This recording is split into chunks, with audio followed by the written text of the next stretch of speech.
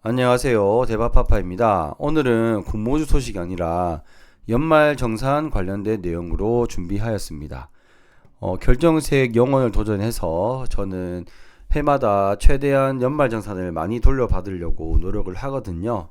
그래서 연말정산의 기본 구조와 그리고 세액공제 관련된 저만은 아니겠고 저의 팁을 말씀드리도록 하겠습니다. 제가 생각하는 재테크의 기본은요, 수익률이 좋아야 합니다. 하지만 그 전에 전략을 잘 해야겠죠. 그래야 하는 투자 원금이 늘어나게 될 것이고, 그 원금에 따라서 수익률이 더 빛을 발할 것입니다. 그러면서 전략 중에서는 절세가 아주 중요하다고 생각하는데요. 지금 제가 부자라고 할 만큼 월급이 많지 않지만 나중에 자산이 많아진다면 이 절세 부분은 중요성이 점점 더 올라갈 것이라고 생각합니다. 저희가 세금은 월급에서 매달 나갑니다. 이렇게 월급이 있으면요, 월급에서 세금이 나갑니다. 저희가 받는 실수령액은요, 이렇게 월급에서 하얀 부분만큼, 즉 세금만큼 떼고 난 뒤에 저희가 받게 되죠. 1년 동안 저희가 미리 세금을 내는데요. 이렇게 낸 세금을 바로 기납부세액이라고 합니다. 그러면 우리가 이렇게 세금을 내는데 왜 연말정산을 해야 하는 걸까요? 사람마다 사정이 다 다르기 때문입니다.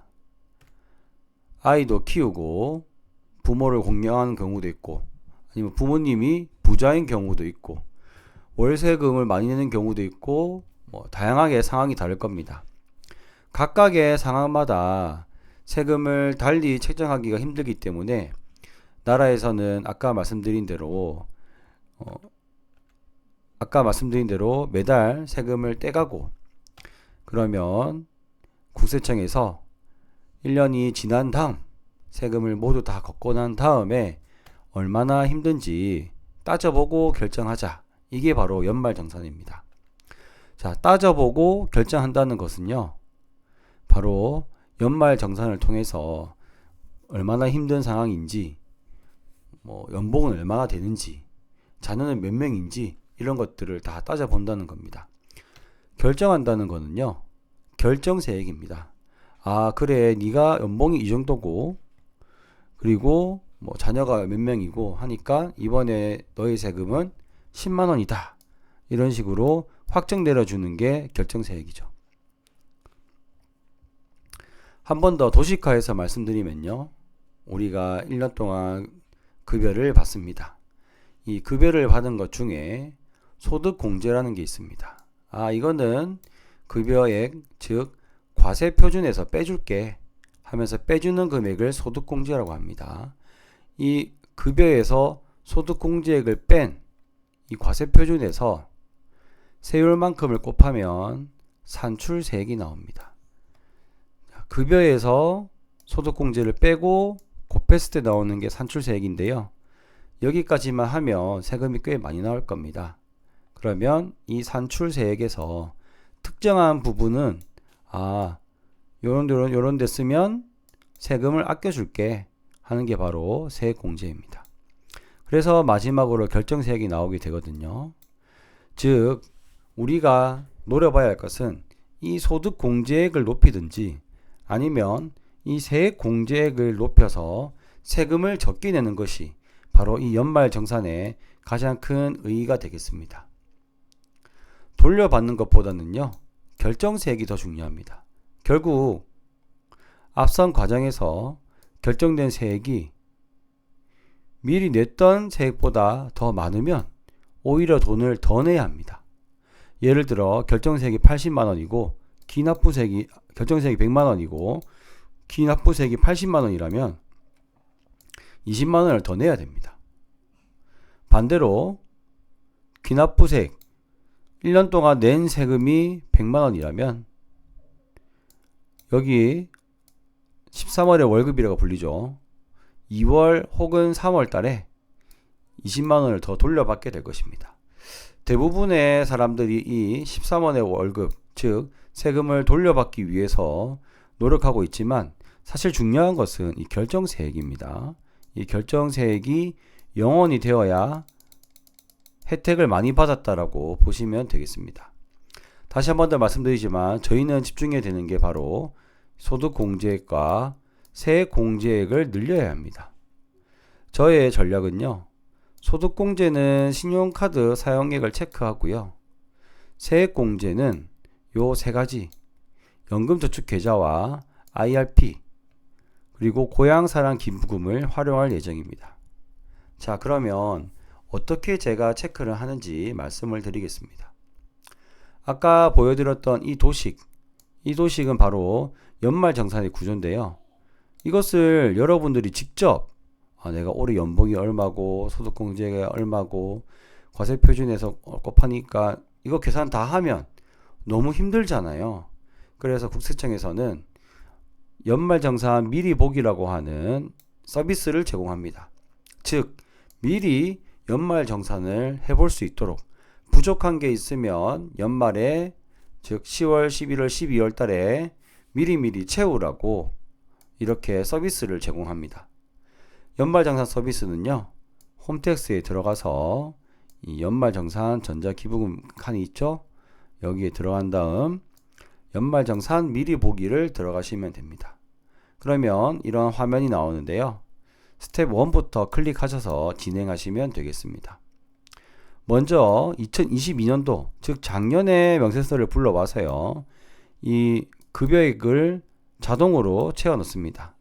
그래서 올해 연봉액이 1월부터 올해 12월까지 연봉액이 바뀐 게 없으면 그대로 놔두시고요. 바뀐 게 있으면 여기서 수정을 하시면 됩니다. 수정을 하셔서 적용을 누르셔야 됩니다. 이거 중요합니다. 급여액을 정확하게 알아야 세금을 정확히 알 수 있거든요. 그리고 나서 신용카드 사용액을 확인합니다. 제가 이걸 좀 미리 했어야 되는데 늦게 해서 올해 생각보다 신용카드를 많이 안 썼더라고요. 여기 절세 팁을 보시면요. 소득공제를 하기 위해서는 총급여 25% 이상을 소비를 해야 됩니다. 그런데 제가 지금 25% 이상으로 지금 소비를 안 했기 때문에 저는 공제액이 빵원이 되겠습니다. 그래서 부부끼리 신용카드를 한 곳에 몰아서 쓰시는 분들도 많으시거든요. 저야 사실 다른 세액공제로 결정세액을 줄이기 때문에 굳이 그렇게까지는 하지 않지만 연금저축계좌를 이용하실 계획이 없으신 분들은 신용카드를 부부라면 하나에 몰아서 사용하시는 것도 괜찮은 방법입니다. 그리고 그 다음 단계로 총급여와 그리고 기납부세액을 체크하셔서 확인하셔야 됩니다. 요거는 여러분들 월급 명세서 아니면 회사에 직접 문의해 보시면 정확하게 아실 수 있을 거예요. 어쨌든 요 두 가지를 알아야 되는데 기납부 소득세액은 사실 중요하지 않습니다. 총급여를 정확하게 넣어야지 결정세액을 나름 정확하게 추정할 수 있는 거 기억하셔야 됩니다. 자, 여기 보시면은요. 결정세액이 37만원이 되어 있죠. 그러면 저는 이 결정세액을 없애기 위해서 어떻게 하면 되는지를 고민해야 되는 겁니다. 세액을 줄여야 되는 거예요. 자, 그러면 소득공제 항목부터 보겠습니다. 여기 보시면은요. 다 모르셔도 됩니다. 다 모르셔도 되고요. 혹시 여기에서 여러분들이 안 들어가 있는 것들은 체크해야 됩니다. 예를 들면 자녀가 있는데 인적공제가 하나도 없다. 그러면 넣으셔야 되고요. 작년에는 들어갔는데 올해 빠졌다. 그런 것도 확인해 보셔야 됩니다. 그리고 주택자금 같은 경우도 자, 이거 상환하고 있는 게 지금 상환이 끝났는데 또 있다. 이러면 또 빼셔야 되고요. 이런 식으로 확인하시면 되는데 사실 소득공제 항목은 지금 건드리셔서 할 수 있을 만한 게 그렇게 많지 않습니다. 자, 그러면 저희는 중요한 이 세액공제를 활용할 수 있는데요. 여기에 보시면 연금저축계좌라는 게 있어요. 저는 작년에는 300만원만 납입을 하더라도 결정세액이 빵원이었거든요. 그래서 300만 원으로 되어 있고요.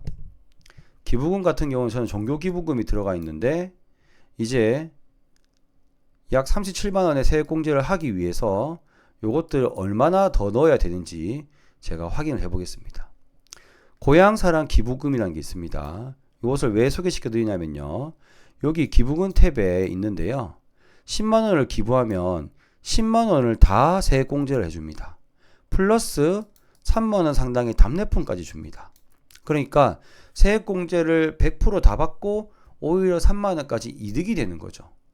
그래서 여기 연금저축계좌를 활용 안 하시는 분들은 반드시 이걸로 세금을 깎으시는 것을 추천드립니다. 연금저축 또는 IRP인데요. 연금저축펀드는 예전 거고요. 연금저축과 연금 IRP인데요. 합쳐서 900만 원까지 넣을 수 있고요. 900만 원까지 투자를 하면요. 투자를 하면 여기에 보시는 것처럼 16.5% 만큼 세액공제를 해줍니다. 즉 100만 원을 넣으면 16만 5천 원이 되돌려 주는 거죠. 그러니까 수익률이 1년에 바로 16.5% 찍히는 겁니다. 좋죠? 그리고 연봉이 5,500만 원보다 많으신 분은 13.2%입니다. 자, 어쨌든 제가 아까 전에 37만 원이 필요하댔잖아요. 그러면 저는 약 13%니까 300만 원 정도 더 추가로 하면 이제 결정세액이 빵이 되겠죠. 이렇게 저는 결정세액을 해마다 빵으로 만들고 있었습니다. 이 연금저축펀드 계좌와 IRP 계좌는요,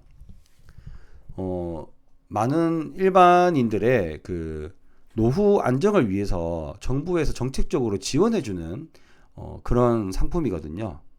그래서 정말 좋은 상품이고요. 안 좋은 점은 하나, 55세 이상 되어야지 뺄 수 있고 그 전에 빼면 세금이 16.5%가 붙습니다. 5,500만 원 초과 달성하신 분들은, 연봉이 초과되는 분들은 오히려 더 손해까지 볼 수 있죠. 그래서 오랫동안 놔둬도 되는 자금만 넣으셔야 되는 겁니다. 자, 그러면 제가 이 연말정산 미리 보기 사이트에서 세액공제 시뮬레이션을 직접 보여드리겠습니다. 결국 결정세액을 0을 만들어야 되거든요. 제가 직접 한번 보여드리도록 하겠습니다. 잠시만요. 로그인을 연장하고요. 여기가 바로 소득공제와 세액공제 항목입니다. 여기 보시면 아까 말씀드렸듯이 먼저 기부금에 자료를 추가해서 고향사랑 기부금을 10만 원만 넣어 보겠습니다. 그리고 저장하기 하고요. 계산하기를 해보겠습니다. 이렇게 해서 올려보면 결정세액이 28만 원으로 줄어들었죠? 그럼 저 28만 원이 더 필요한 겁니다. 그럼 여기 연금계좌 탭에서요. 올해 제가 300만 원 납부를 했거든요. 그러면 500만 원을 납부하는 걸로 200만 원을 추가적으로 한 번 더 추정해 보도록 하겠습니다. 자, 이렇게 계산하기를 하면요. 결정세액이 4만 원이 더 남아 있네요. 그러면 저는 다시 한 번 더 수정해서 550만 원으로 적용을 해 보겠습니다. 자, 이렇게 하니까 결정세액이 0원으로 계산이 되죠. 저는 이렇게 하면 올해 나라에 세금은 전혀 내지 않게 되는 그런 상황이 되는 것이죠. 저는 이미 300만 원을 주식 폭락 때 그 주식형 ETF를 사놨기 때문에 250만 원만 더 이제 계좌에 넣으면 되고요. 그렇게 한다면 저는 세금을 빵원 3월 달에는 160만 원을 받을 예정이다라고 이렇게 뜨네요. 사실 요거 총 급여 제가 아직 수정을 안 했거든요. 그래서 수정을 정확하게 해야 되지만 예시로 보여드린 거고요. 그래서 이렇게 하면 결정세액이 0원, 결국 어떻게 되느냐? 세금을 전부 다 혜택을 돌려받을 수 있는 겁니다. 근데 중요한 점은요. 결국에는 제가 550만 원에 투자를 해야 되는 거잖아요. 어디에? 연금저축계좌나 IRP에. 그러면 결국 이거는 55세까지 뺄 수가 없는 돈이잖아요. 그렇기 때문에 꼭 여유돈으로만 하셔야 됩니다. 이거를 나중에 뭐 5년 뒤에 빼야지 뭐 이렇게 생각하시면 안 되고요. 55세까지 안 빼도 되는 돈이다 싶은 돈만 넣으셔서 이렇게 결정세액을 영원하시면 되고요. 아, 나는 넣을 돈이 없어 하시는 분들은 그렇게 생각하시는 분들은 고향사랑, 아까 말씀드렸죠. 고향사랑 기부금과 다른 항목들만 더 챙겨 봐주시기를 감사하겠습니다. 그래서 중요한 거는 말씀드리면 요거 꼭 못 빼는 돈이다 생각하셔야 되고요. 그리고 올해 연봉을 정확하게 넣으셔야 됩니다. 정확하게 안 넣으시면 세금이 정확하게 안 나오거든요. 그럼 계산이 틀려집니다. 그렇기 때문에 요거 정확하게 넣으셔야 되는 거. 그리고 작년과 달라진 내용도 꼭 잘 수정하셔야 됩니다. 작년과 달라진 내용이라고 하는 거는요. 예를 들면 여기 기부금 같은 경우도 이 종교 기부금도 작년 거를 기준으로 들어왔거든요. 근데 올해는 하나도 안 넣었을 수도 있잖아요. 그러면 이런 것들 이렇게 삭제를 해야 되는 겁니다. 아시겠죠? 그리고 연금저축계좌도 만약에 올해 하나도 안 넣을 건데 하시는 분들은 이렇게 0으로, 작년에 넣으셨더라도 올해 안 넣으실 거면 0으로 바꿔줘야 되는, 이렇게 수정을 꼭 해주셔야 정확하게 계산이 되는 점 꼭 생각하시고 해보시기 바라겠습니다. 이렇게 말로만 들으면 어려워 보이시지만 직접 한번 해보시면은요, 생각보다 어렵지 않고 결정세액 빵원 만들기 가능합니다. 우리 여러분들 세금도 아껴서 전부 이 세금으로 나중에 사모할 때 돌려받고 또 좋은 곳에 투자했으면 좋겠습니다. 감사합니다. 대박파파였습니다.